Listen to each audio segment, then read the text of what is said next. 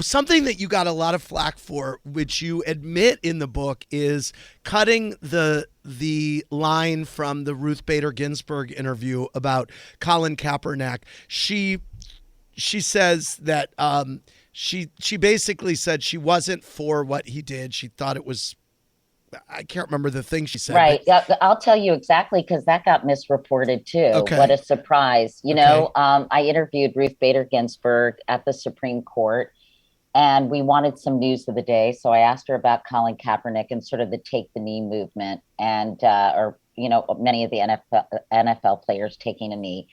And she said it was stupid and arrogant, dumb and disrespectful. And she talked about it for about 2 minutes, okay, which I included in my Yahoo interview. right. You She cut out called one line. one line I cut out because they said she hadn't really been following the story. She was confused. And the line was very confusing. It was about sort of they're better off than where they came from. It sounded really, um, you know, it sounded pretty questionable. At the same time, I didn't quite know what she meant.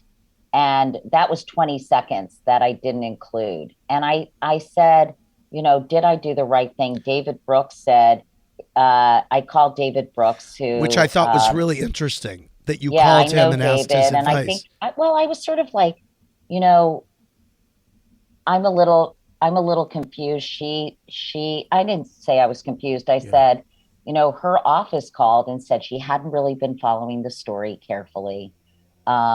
And would we not use that?